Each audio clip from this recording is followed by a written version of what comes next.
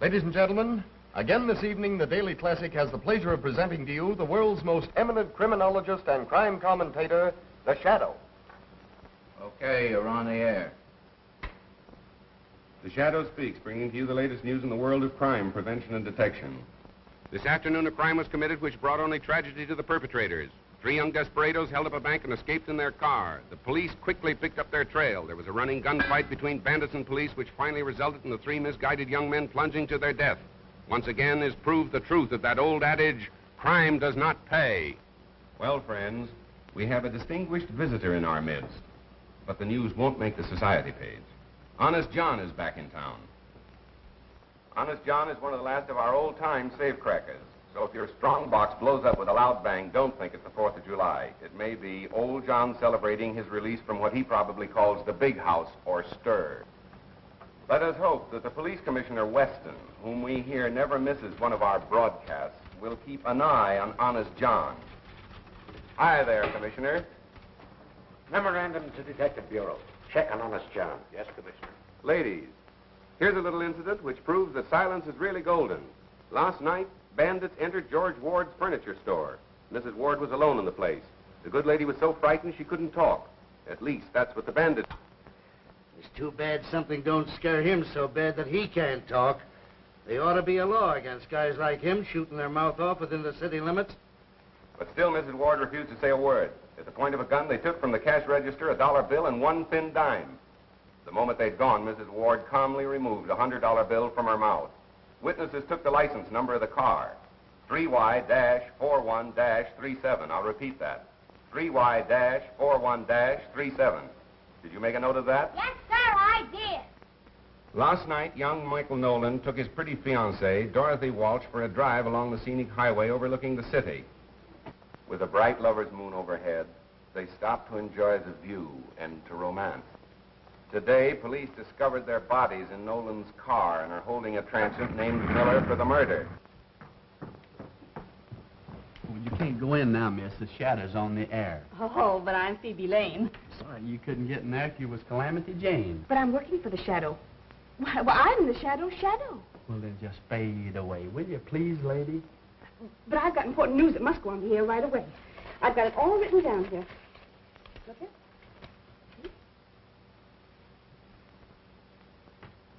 Last night in John Morgan's warehouse, not a creature was stirring, not even the watchman. What I'm doing. This is my job. As Robert silently jimmied a window, they were greeted by cries of, "Get out, get out." They did. An hour later, when police stopped to investigate the open window, the parrot was still screaming, "Get out, get out." Ladies and gentlemen, there seems to be a slight disturbance in the studio.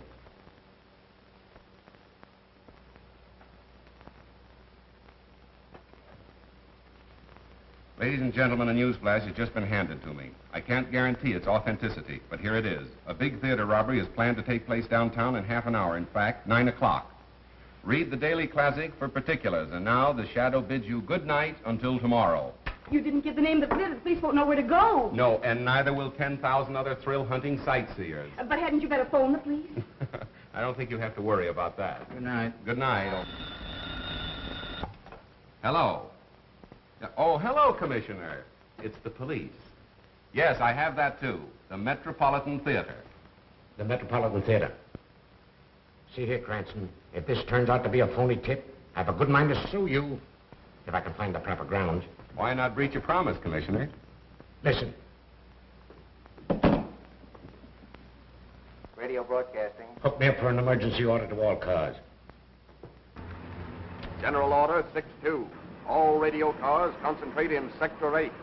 General Order 6-2. All radio cars concentrate in Sector 8. That is all. That's us again. Guess you'll have to get along without us, Frank. Well, I guess I can hold this down alone. Go on. Oh, by the way, Miss Lane, where did you get this tip? From a man. From a man? Well, who was it? Don't you know his name? No, but he had an honest face. Would you mind giving me some little hint about how you met this honest face? Well, there was an automobile accident. And suddenly I remembered I was a reporter for you. So I stopped and asked the people their names and addresses and things. And one man said, I can't give you my name and address, but I can give you a big story. And he did. That's what I'm afraid of. He said the Metropolitan Theater will be robbed tonight at 9 o'clock. Daylight saving or standard time? Goodness, I forgot to ask him that. And you had me put that choice morsel on the air. Well, he was so sincere, and he had such an honest face. Well, you better spend more time awake. How did she get in? Well, I tried to stop her, but she scratches. Well, sir, did you hear that pipe dream I just had on the air? Yeah, where did you get it? A man told her. Told who? Phoebe Lane, the girl you wished on me, the honor student of college journalism. Say, will you get her out of my hair and put her back on the household page where she belongs? Not a chance, Cranston. She says she's all fed up with recipes and household hints. She wants to be a real reporter. Oh, I see. Romance and adventure stuff, huh? Well, Mr. Heath, is she running this newspaper, or are you, sir? Cranston, as long as she happens to be the owner's niece, I'm afraid she can pick any seat she wants for a ride. Oh, it's one of those, is it? Well, there's no law against our making the joyride a little, shall we say, bumpy for her, is there? Not that I know of. Thank you, sir.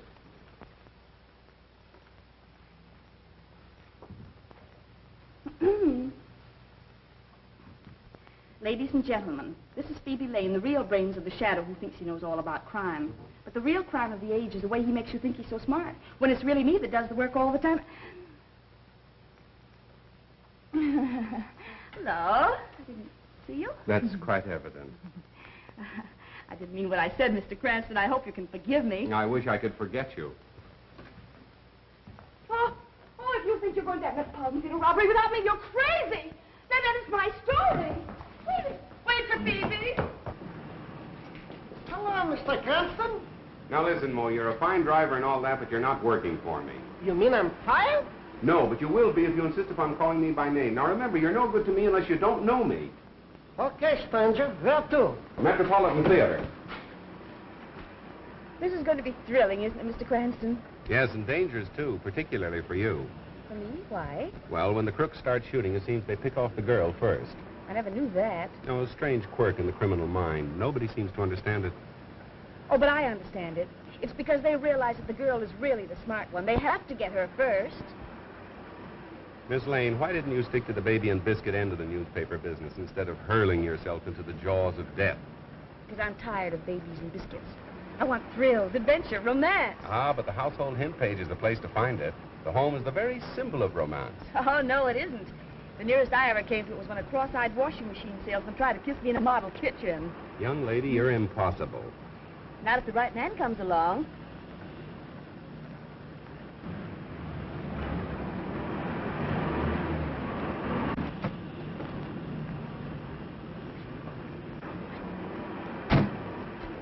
Hang around a while, Mo.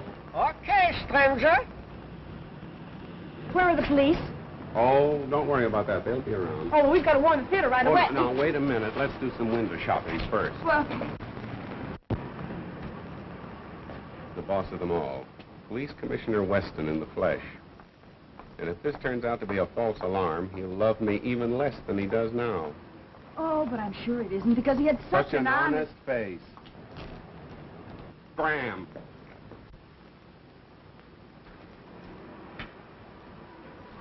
Hello, Commissioner. Say, what kind of a song and dance is this? I hope you realize my whole department has been shifted just to take care of this tip-off. Maybe you'd rather have the theater robbed and let them chalk up another black mark against your record. Now, see here. We got crime down to the lowest level it's been in years. But the way you advertise it, people will think a crime wave is on. You might have twice as much to deal with if I didn't advertise the crime doesn't pay. I'm helping you. Well, I'd like to try running the department without your help, just as an experiment. It's 9 o'clock. Well, well, well. How time flies.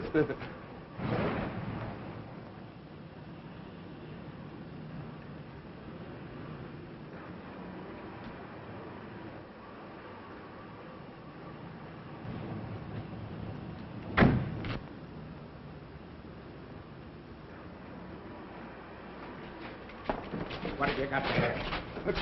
It's my violin. What are you taking it in there for? What to play it, of course. I am a violinist. Yeah? Let me see it. Please, be careful. It is very valuable. Shut up.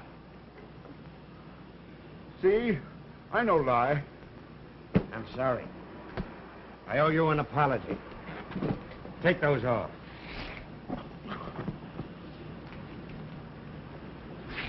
I ought to send you to jail for life for bringing me out on such a wild goose chase.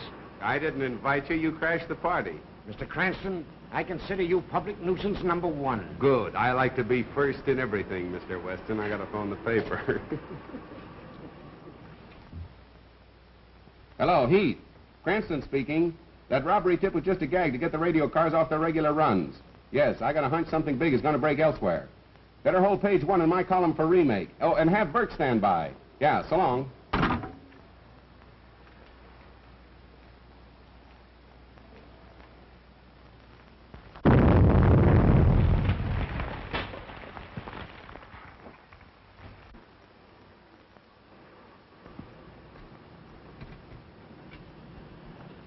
Give me the captain. McCabe reporting, sir. Explosion in 93 Madeira Drive. Yes, sir.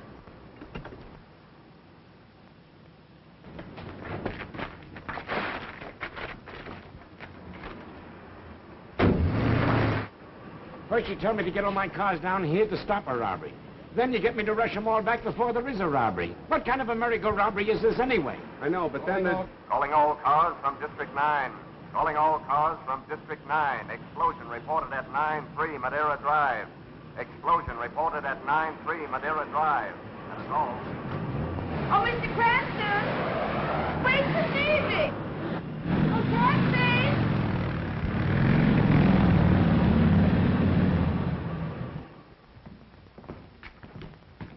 Mr. Cranston, kindly keep your fingerprints to yourself. Riley, take the door.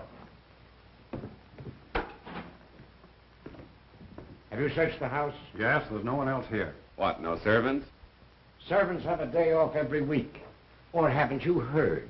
Well, in a house of this size, there's always someone on duty. Well, I want any information from you, I'll ask for it. That's fine. I've got to phone the paper anyway. Frank, is there a phone still working? In there. Thanks.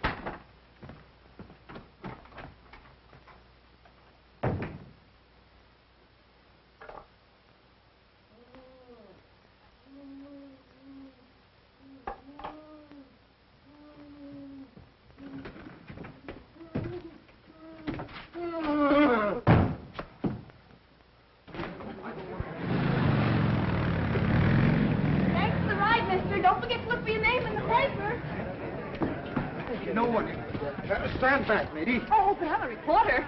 I'll show you my press card. No reporter. Oh, but officer, I've got to make good on the story. I've got a sick mother. Oh, yeah? Well, your mother's going to have a sick daughter if you don't scram out of here. How many of them were there? I really can't say, sir. Oh, come on. You must have some idea. Think back. I think there was only one, sir. I was grabbed from behind. Oh, I'm so shaky, I think I'd better go to bed. All right. Thank you.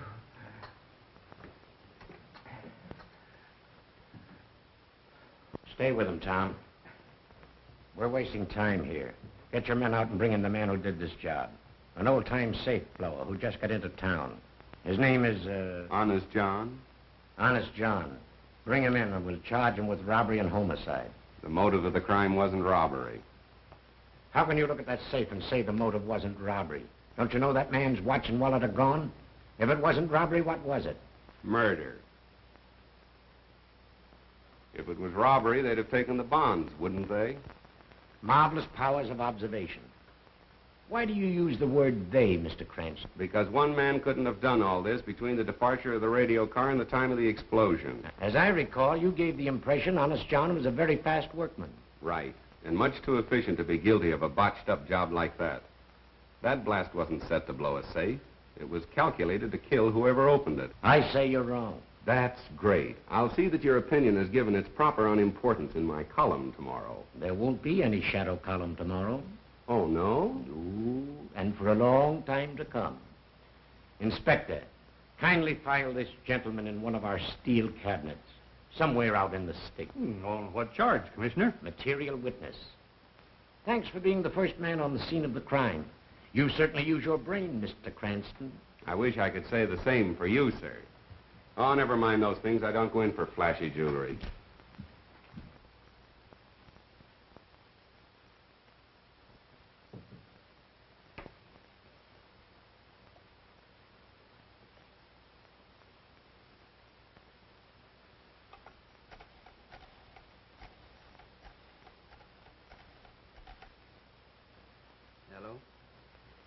Give me the desk, sweetheart. Burke speaking. New lead off for Shadow Column. He says Weston all wet with robbery theory on Morton case. Says it's murder using robbery as a cover-up. Honest John, nah.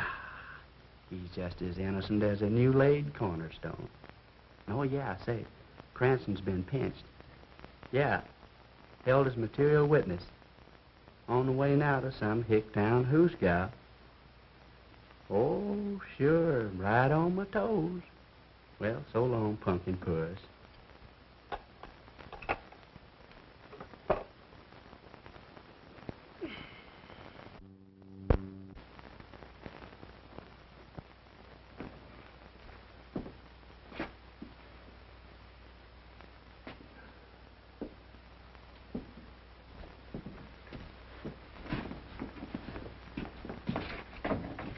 Take it easy, boys. I only want one of you for traffic court. You.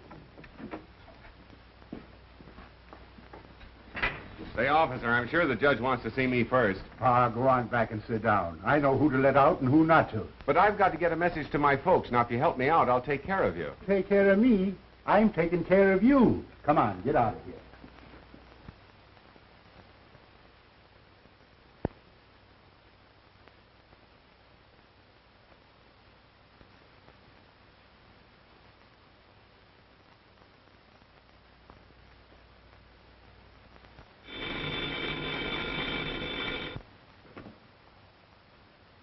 Hello, Heath. Well, I suppose you want to know what happened to your man, Cranston. After what you let him print yesterday, this is a fine time to call me up and ask for anything. But, Commissioner, you've got to let him out for the broadcast tonight. Why, thousands of people are waiting. To hear what else he has to say about the stupidness of the police department, huh? Well, let him wait. And furthermore, unless he changes his tune and lines up on our side, I'm going to cut off all police news from your paper. But the news is public property. You can't... Keep your men away from the records? Of course not. They can have the same access as other citizens. And I'd like to see you get out a newspaper on that. All right, Commissioner. Anything you say. But you've got to let the Shadow out in time for his broadcast tonight. We can't disappoint the public. Can't disappoint the public, eh? Well, we can't mislead them either. Goodbye. But... we must have got cut off. Say, what are you in for? Nothing. You mean you've done nothing? Absolutely nothing. They're holding me without charge. Oh, well, now that's some scrumptious. That's the greatest... I never heard such a thing in my life. They can't do that to you. Hey, jailer! Pardon me. Hey, jailer. Keep your shirt on. I'm taking you out right now. Me? I don't want to go out. I've got a right to stay here. This is the man who wants to go out. Listen, tell that to the judge, and he'll take care of your friend and you, too. Oh, wait, don't you worry. Everything's coming out. Now, wait a minute. Don't handle me so rough. Oh, don't worry. Everything's coming out all right. Goodbye, old boy. I'll see you soon. I'll see you some more. Good luck. Have a good time. Now, just a minute. Wait. I'll just be listening on it. Everybody gets out but me.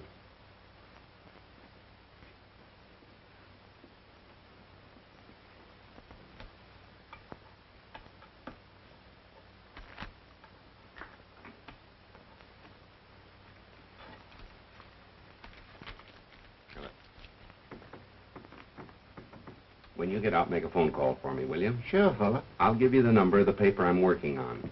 You call them. Come on, you. Yes, sir. I don't mean you. I mean you. Me?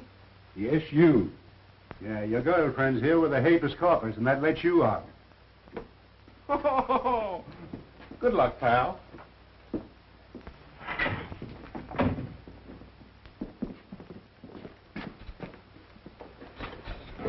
Nice little Phoebe to call for you. Yes, thanks a lot. Don't thank me, thank Mo. How much was it this time, Mo? Is this a place to talk business? Don't worry, it'll be on your bill. There, too. The office. Okay, stranger.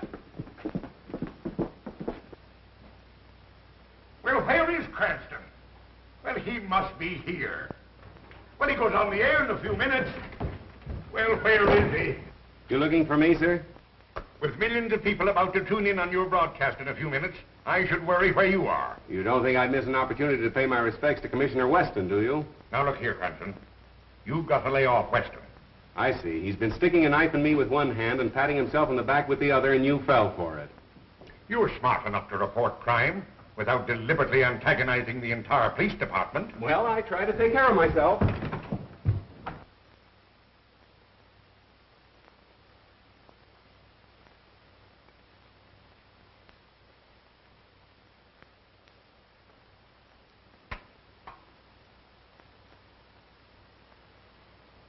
Good evening, friends. Yes, it's your old shadow man, and after languishing in one of Commissioner Weston's small-town jugs, the shadow is just a shadow of his former self. Now we'll get down to the Gerald Morton case and the reported difference of opinion between the shadow and his other shadow, Police Commissioner Weston. Friends, I am now of the opinion that our efficient police department, under the able guidance of the Commissioner,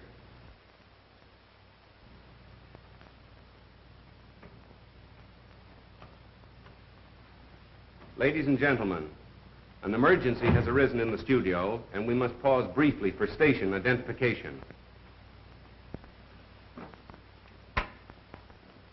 You're listening to station EMOR of the Daily Classic. Our program will continue in just a moment. Well, John, what can I do for you?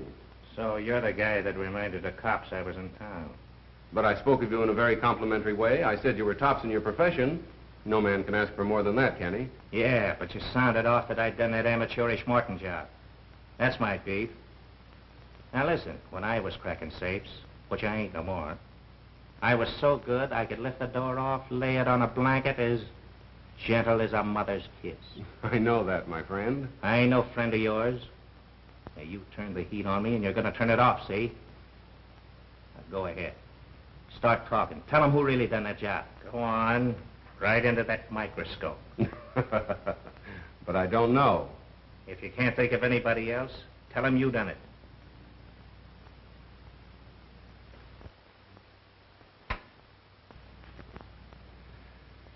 My friends, now that I have the situation in the studio absolutely under control, we can resume our discussion of the Morton murder mystery. Why was Gerald Morton murdered?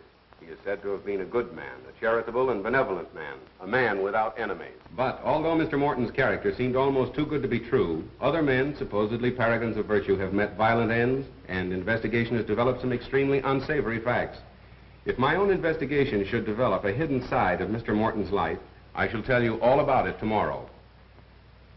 Well, what about me? I can now inform the police commissioner that Honest John is absolutely innocent of the explosion which caused the death of Gerald Morton. As a matter of fact, John, that job wasn't up to your usual professional standards, was it? No. I done better than that when I was still wearing short pants. Surely. Now, I ain't squawking about the cops pinning a murder on me, but when they tries to hang an amateurish job like that Morton blow up on me, I resent it, see? Naturally. I'll get him. Take a general order. Effective immediately. There you are, ladies and gentlemen. You've just had the pleasure of hearing Honest John in person. You mean I was on the air? You were, John, and thank you.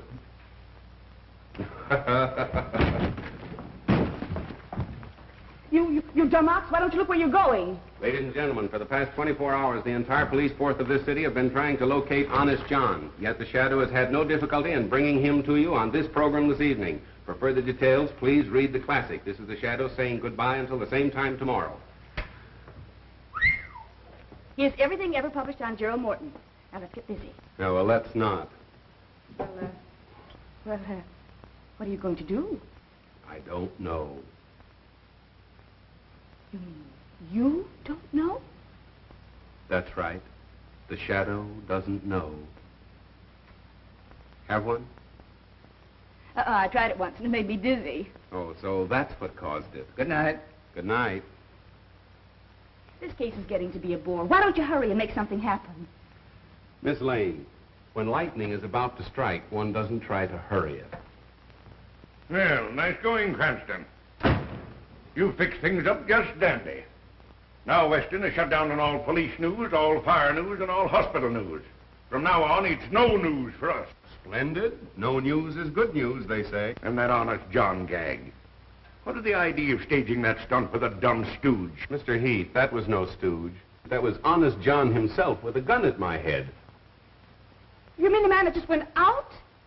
Miss Lane wants excitement, but doesn't know it when she bumps into it. I don't care if this does make me dizzy.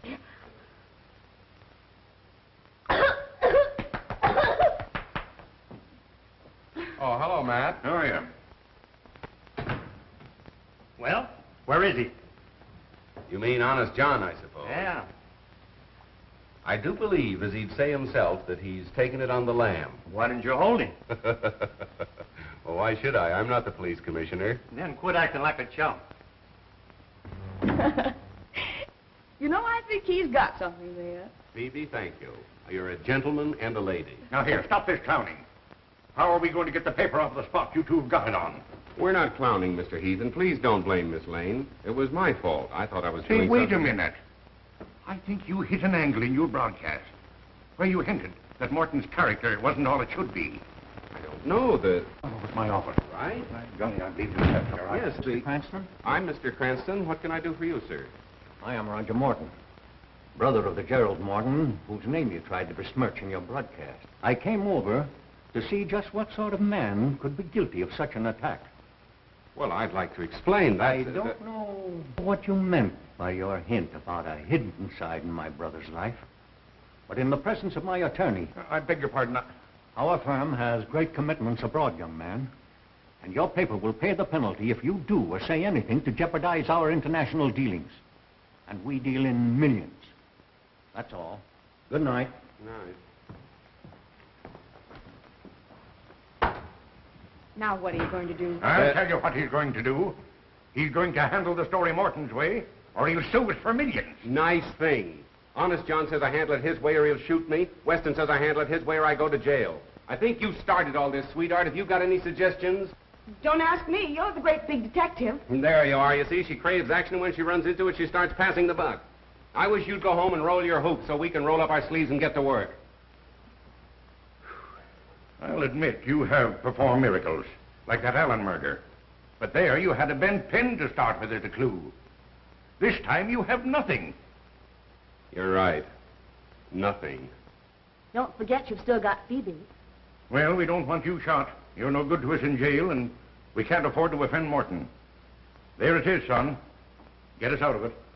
Just like nothing happened. Well, Miss Lane. Miss Lane went home to roll her hoop. Phoebe. I wonder if Miss Lane would recognize the man that gave her the tip that started all this. Miss Lane would know him anywhere. She never forgets a face. Well, what did he look like? Oh, he was thin. Well, not too thin. No. And, Blonde? he was between a blonde and a brunette, and rather medium-sized for a man. And he was thin and... Oh, but I said that, didn't I? Yes, you did. My, what a memory. Anyway, he wasn't bad-looking. Well, go on. Anything else? Anyhow, I know how he spoke. How? With a foreign accent. A foreign accent? Mm-hmm. Listen, that's important. Was it a Moscow Russian? I will give you a tip about a theater... No. No, it wasn't that, I see. Italian, perhaps, more liquid. Senora, we know about the theater... No, it wasn't that. French, of course, it wouldn't be French. There is a theater that will be robbed tonight. Oh, no, that's not right. A German, perhaps. I can give you a tip about a theater around the corner that's going... That's nearer. Perhaps a little finer, how Viennese. I can give you a tip about a theater around the corner that... You've got it. That's exactly the way he spoke. Fine. And I'm sure I'd recognize him now if I saw him. Good. Thank you, Miss Lane. Now you can go home.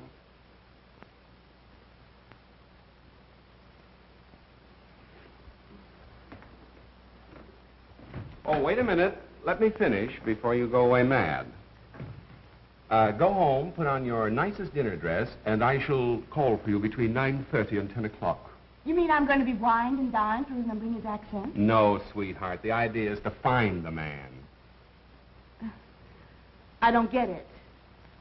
When you want to find an American, you go where he works. When you want to find a foreigner, you go where he dines. My, but you're clever. Let me see now. Should I wear black or blue, or You'll should I wear black and blue if you don't hurry. Scram, sister.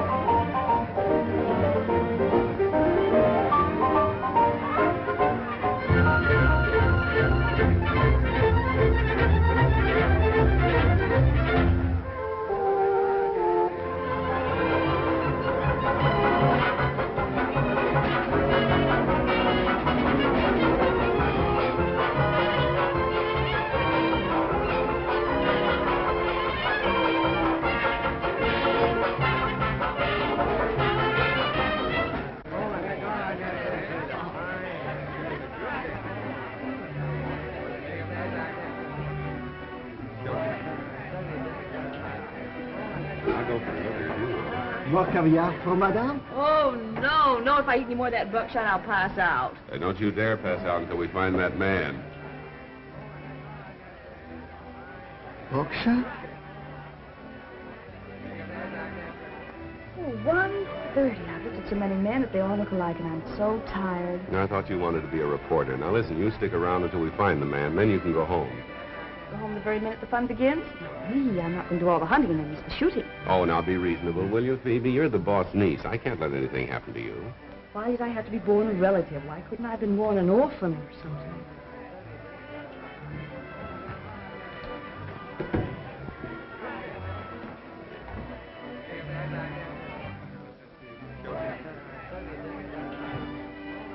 What? There he is. I thought you said he was good looking.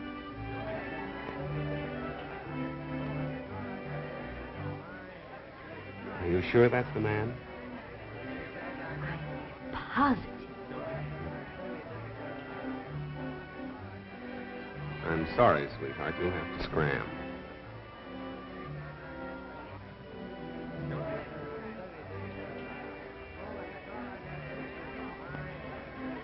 Oh, hello.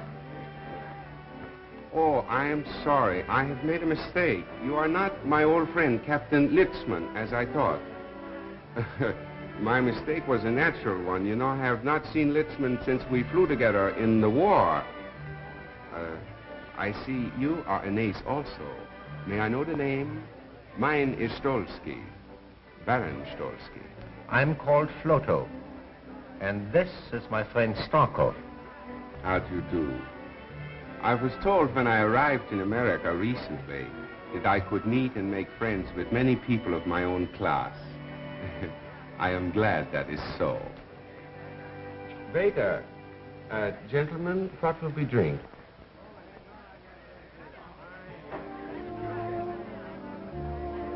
Lasso 26. And make sure it is 26, please. Très bien, monsieur. Thank you. You know Hello, what, darling. Well, aren't you going to introduce me, precious? After all, I am your wife, you know. Or do you? Oh, yes. Forgive me. Baroness Stolsky. May I present Mr. Floto, Mr. Starkov, my new friend. How do you do? How do you do? Thank you very much. For a recent arrival in America, as they say over here, you must be a fast worker to have married so charming a girl so soon. Well, it was a whirlwind courtship.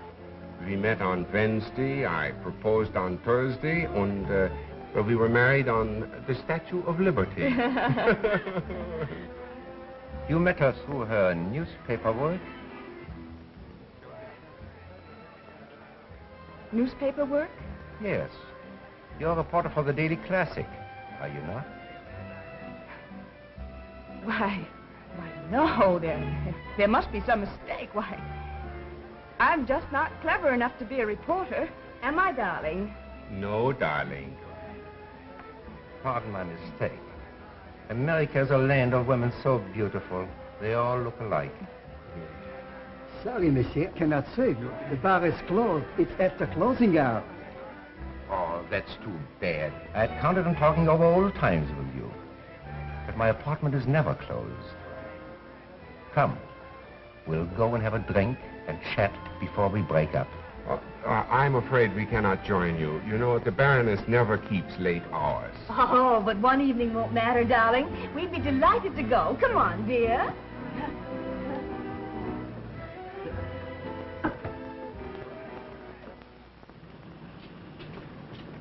Taxi? Midtown Apartments. Oh, no. You see, it is a raining night. I'm sorry, and it's so late. I must take my wife home, I'm sure. But the Midtown Apartments are not far from here. Yes, darling, and I'd love to have another drink. Oh, darling. No! You see, my wife gets these attacks, you know, when it's late and raining. I must take her home, but we will see you tomorrow for luncheon. Shall we say at the Hofbrau at 1? The Hofbrau, 1 o'clock punctually. Good. Yes. Where to? 12 Dutton Street. Okay, stranger. Good night, gentlemen. Good night. Good night.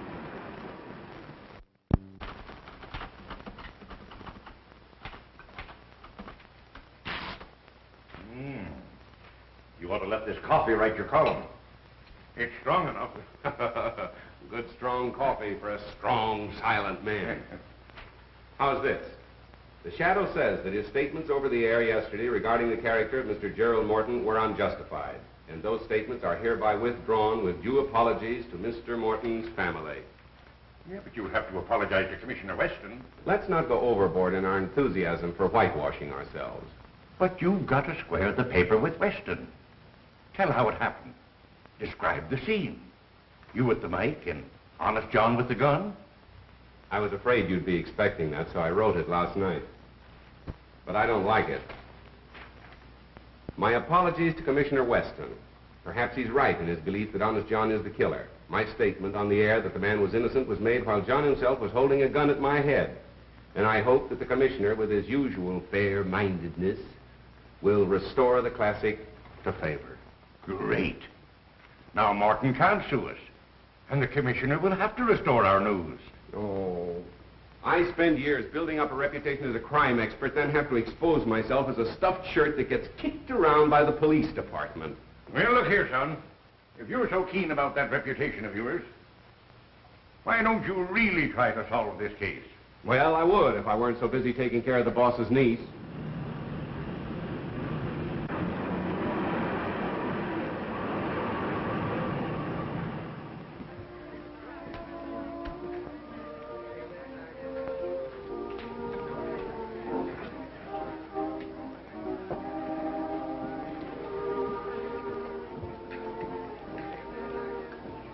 Well, did you check? Who is he? The Shadow, the criminologist. He's not to be taken lightly. Neither were the best detectives of Paris, London, New York. Yet, here we are. An amateur. Well, Mr. Cranston, how are you feeling this morning? Now listen, Mo, for the last time. If you ever call me by name again or recognize me or even speak to me before you're spoken to... I'm fired. That's right. Okay, stranger.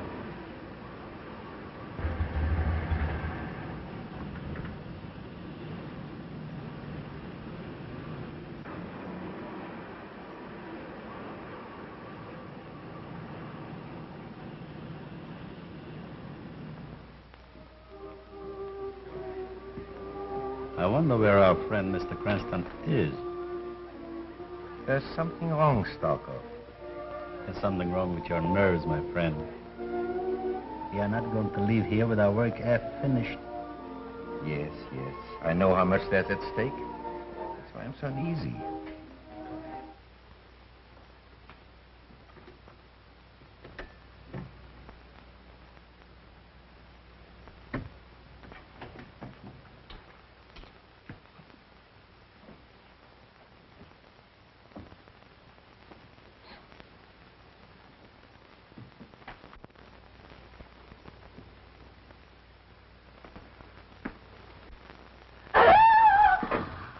That's right. Tell everybody we're here. Suppose Floto or Starkoff would have been behind this door instead of me. Oh, but they couldn't be. They're both at the restaurant. And I thought you'd be there having lunch with them, too. Oh, and this would be a good time to do a little detecting. Uh-huh. Well, for once you had a good idea. Well, come on, let's get busy and look for the clue. So you've got a clue, have you? Why, yes, the watch and the wallet that were missing from the man's body.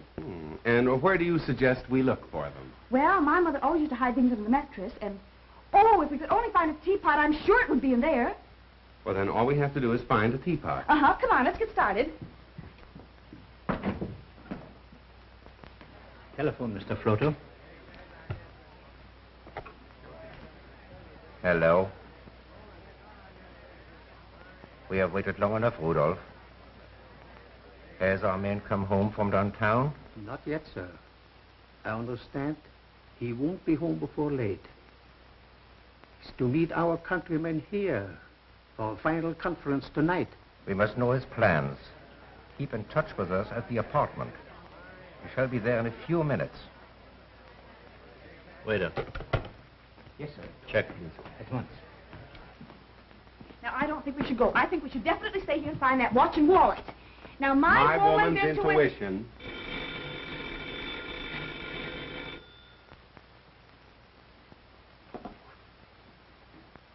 Hello? This is Floto. The master has just gotten home. Early in the afternoon will occur an opportunity when he is gone. No more. Someone is coming. I call you back. What's happened? Just a minute. Operator, can you trace that last call to this number, please? But it's important. Oh, I see. Thank you. Are they going to trace the call? Oh, they can't trace a call on a dial phone. What are we going to do now? Well, wait till he calls back. Till who calls back? The fellow I just talked with.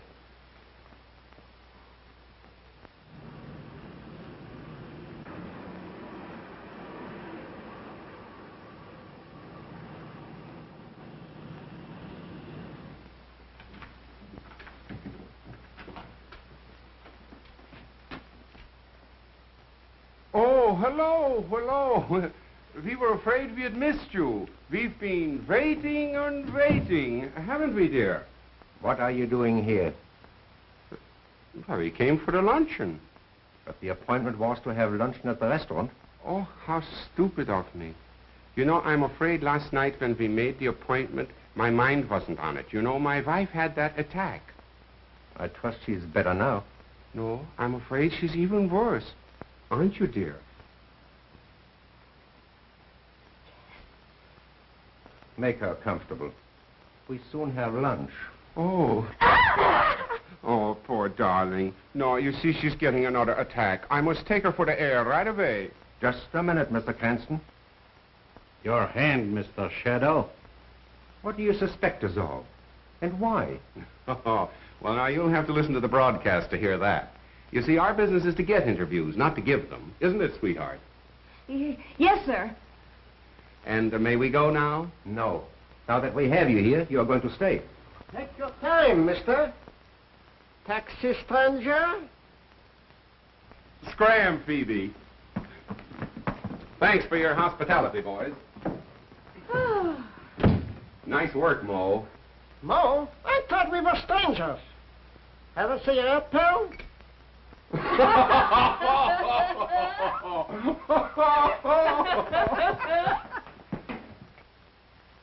He will not go to the police.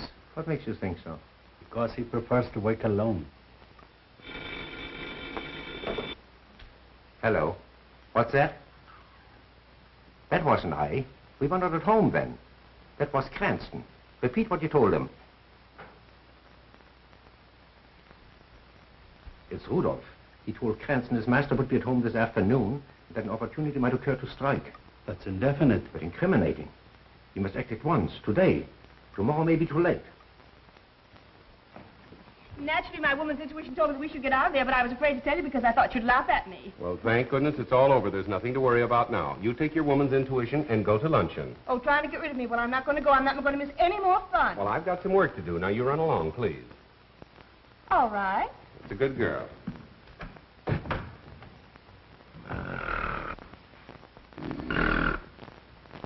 Bert. Bert. Bert. Bert. Come on, get up and get going. Where to? Go to the Midtown Apartments, stake out, watch for two foreigners in a closed car. Phone me as soon as they leave. Okay. And hurry for a change, will you? Okay, Chief. Hello? Oh, yes, Mr. Heath. No, still as much in the dark as ever. Well, those fellas are rather clever. As a matter of fact, they're planning another deal right now. Well, if I knew that, I wouldn't be hanging around here Pardon me. Come in. Oh, hello, Barrows. Sit down. Be right with you. Yes, Heath. No, thanks. I don't need you. What I need is a clairvoyant. Right. So long. I have that Morton information for you. Good. I understand that Gerald Morton's firm was interested in some very big international deals. Was that right? Yes, they still are. I made these notations for you. Their recent underwritings include 10 million Argentine fours, 28 million Danish refunding 2.5s. And I understand they'll soon issue several new European debentures. Well, what about them? That might be a good investment for me. Certainly. However, these new bonds that Morton & Morton are about to offer seem to me to be highly speculative. But if the 50 million is spent to build up the army as intended, the exiled aristocrats will never succeed with their threatened revolution. Good. That's what I wanted to find out. Oh, pardon me. Miss Lane, do you know Mr. Barrows, our financial editor? How do you do? How do you do? What's this all about? At a time like this, you're talking about investments. I'll be with you in a minute. Editorial. Editorial. Cranston speaking. Whole shadow column for remake. Right. I brought you some lunch. I was in such a hurry I dropped your bottle of beer, but we can share mine. A good assistant would never let her boss go hungry. Oh, thank you, Miss Lane. And now will you phone the commissioner and tell him I'll call him back later? What's his number? You'll find it in the book.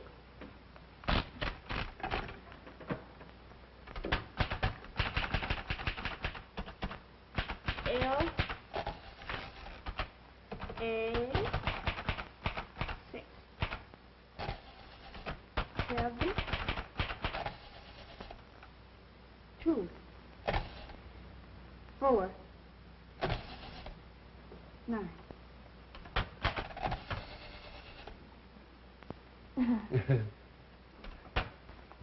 There you are, Commissioner. First edition on the streets now, with a full explanation and apology by the Shadow.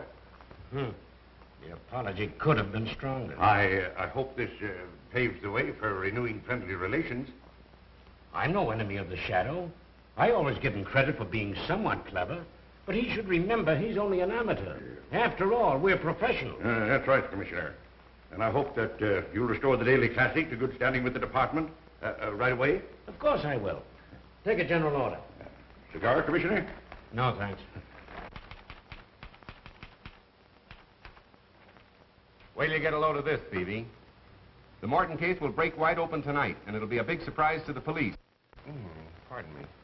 Under the misguidance of Commissioner Weston, the department has wasted 24 hours searching for the wrong man, with the right men under their noses all the time. But won't that make the commissioner furious? Pardon me. You would get hard-boiled eggs.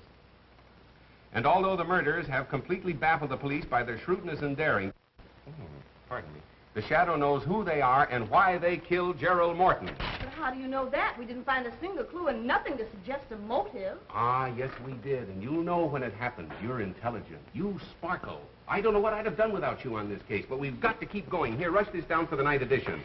Yes, sir. Well, hurry. Pardon me.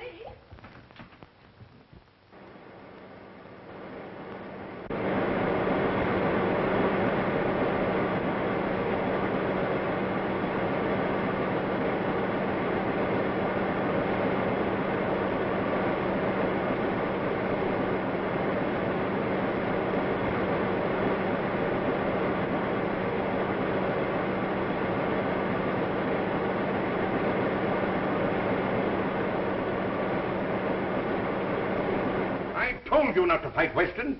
You've ruined the paper with your grandstanding. Even if you have added 100,000 new readers to our circulation. Maybe you're right. Maybe I did pull a boner. I did it to keep the confidence of our readers, to prove that we've tried to expose stupidity wherever it exists. For years, we've been trying to educate them and their children to obey the law. Now, maybe you're willing to undo all the good we've done, but I'm not, Mr. Heath. Well, neither am I. But I've got the paper to think of. Suppose you're wrong in this case. Why, they'll laugh you out of town. What if you don't solve this murder this afternoon? Then I'm through, washed up. No more shadow column and no shadow. But if I'm right and Weston's wrong, he's the one that has to change his tune.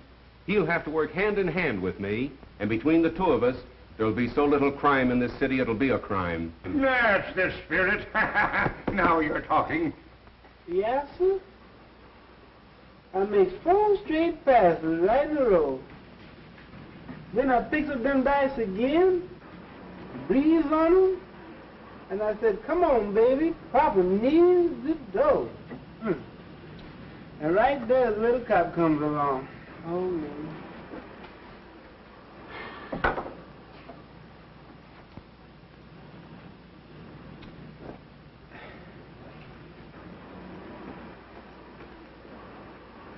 Well, how's that, boss? A boss?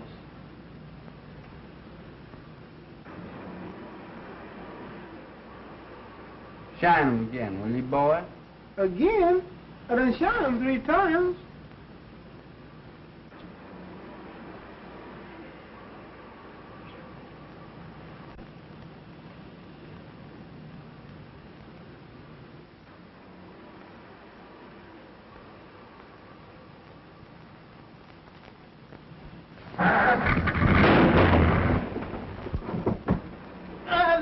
boss. You better put that in the wheel and kill somebody. Boss, my shine, money. We'll have the usual introduction, and then naturally work out the theme that crime doesn't pay. Answer that, will you please, Miss Lane? Hello? Yes, this is Mr. Cranston's office. Who shall I say wishes to speak to him? I can't hear you. Oh, I'm so sorry. It sounded just like you were yawning. Oh, I know who that is. I'll take it, thanks. Hello, Burke. Yes, what's up? Bag and baggage, huh? Which way do they go, west? Never mind how I knew. Yeah, so long. I've got to run. Now, if you want to help me, you'll stay here and finish those notes. Well, you're just trying to get rid of me. No, not at all, really. If whether or not I go on the air tonight as advertised depends absolutely upon you. Now, you wouldn't let me down, would you, pal? You bet I won't, pal. All right, so long. Hello, Splendor. Hello, 896 Clover Road, and hurry. Okay, Mr. Cranston. Mo, you're fired. I've warned you a dozen times. Yeah, and I warned you once. Get in. You two, on the first break you make, you're driving a dead passenger. I know I did you wrong, John, but I'll square it later. I'm in a hurry now. Let's talk it over some other time. There ain't gonna be any other time for you, buddy. You can't laugh this off. My apologies to Commissioner Weston. I'm now convinced that he's right in his belief that Honest John is the killer. Oh, that's only the first edition. I had to red apple the commissioner. Wait till you read the final edition. This is the final edition for you, buddy. Just a minute. Another move like that, and I'm gonna let you have it right here. I was only reaching for a cigarette. You got a cigarette, driver? I got you covered now, pal. Well, suppose you left the pen, and you want to go straight. You come to town looking for an honest job. What do you get? A bum murder rap hung on you. You really want to go straight, John? On my word of honor. Have a cigarette. Well, now go ahead and plug me. Anybody dumb enough to fall for that one's got it coming.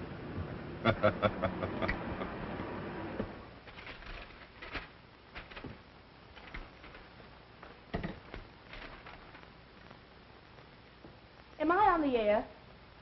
Thank you. Ladies and gentlemen, this is Miss Phoebe Lane, the Shadow.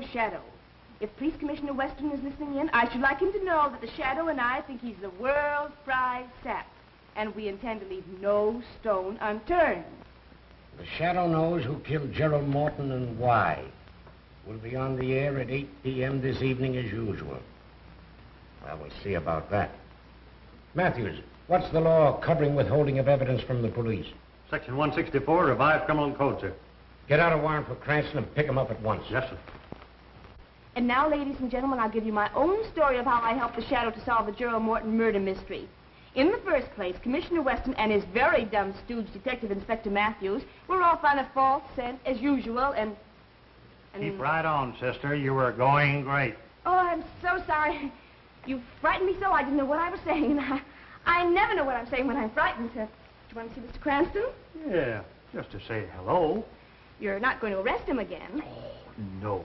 Cranston and I are old personal friends. Oh, then I can tell you where he is. He's out in the Morton case. Morton. Thank you. Be sure to thank Mr. Cranston for me. Well, thank you, Mr. Matthews. I certainly will. I'm sure he'll thank you. Mm-hmm. Goodbye. Bye.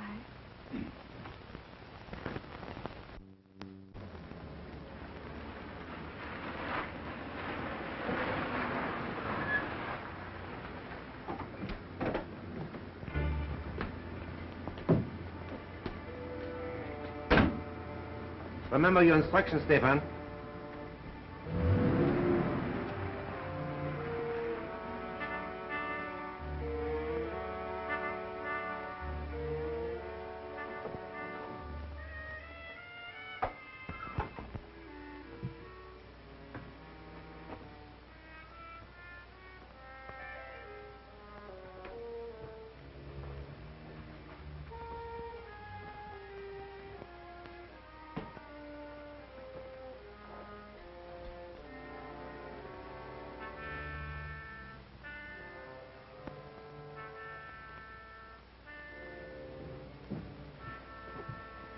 Sorry if I kept you waiting, gentlemen. Our appointment wasn't until later. We are not the men you are expecting, but we are here regarding the same matter. Won't you sit down?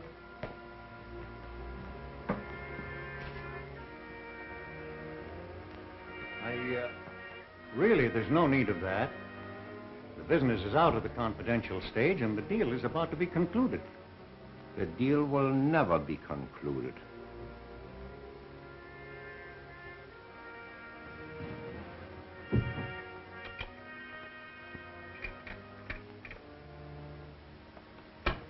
You will kindly take out all negotiable bonds and securities and any large amount of money.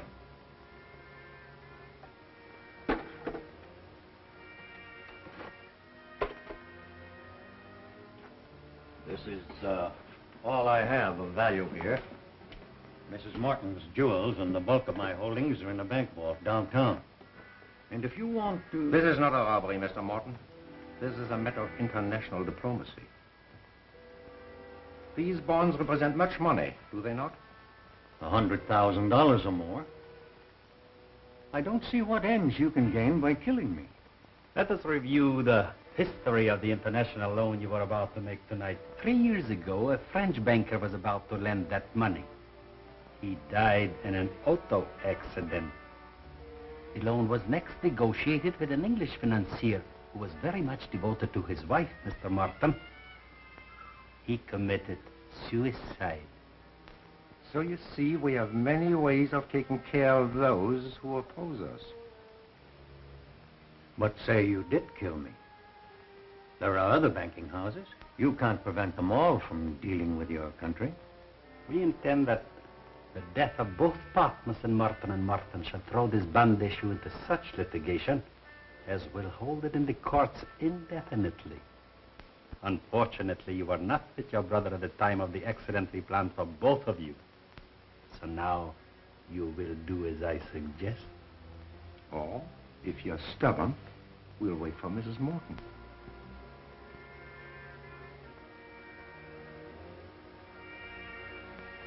What do you want me to write? The death of your brother will make necessary that you account to his estate for your interest in the firm, will it not? Of course. Good. We take these. Your accounts are 100,000 short. You are faced with exposure as a faithless partner, as a thief of your brother's money. You understand? Now you know what to write, Mr. Morton.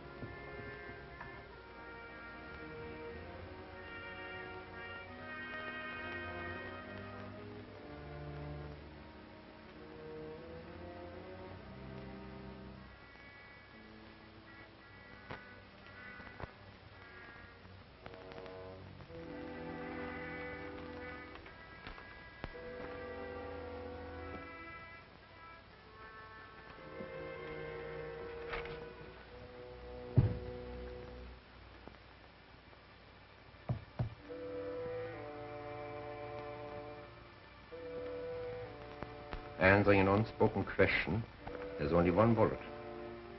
But there are two of us.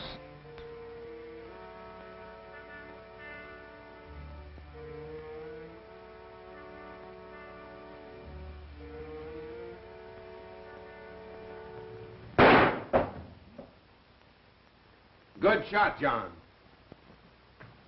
Are you surprised to see me? You won't need this now, Mr. Morton. Oh, Lodo, I thought you were clever. Even a small-town constable could spot that concealed weapon. You better let me take care of that, Mr. Morton. Watch him, John.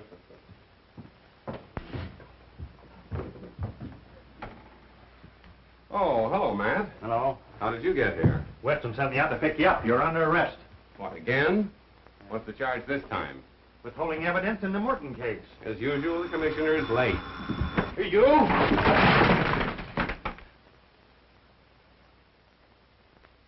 If it's my last act on Earth, I'll put you in jail for life. Okay, you're on the air. The Shadow speaks, announcing that the Morton case has at last been solved and the murderers are now in the custody of our able police. This has been one of the most baffling cases in the Shadow's experience, a case without a clue. Murderers too clever to be caught by ordinary methods. And had it not been for the able cooperation of the police department, the case would still be unsolved. I have already handed Commissioner Weston a bouquet today. But now I wish to do so publicly, and to compliment him for his shrewdness in causing the killer to think he and his men were following a false clue. As a result, the murderer and his accomplices were later taken in the act of attempting the life of Mr. Roger Morton. For the complete story, read the Daily Classic. And now, my friends, I'm going to ask Miss Lane, the lovely young lady who assisted in the solution of this crime, to tell her own story. Ladies and gentlemen, I give you Miss Phoebe Lane.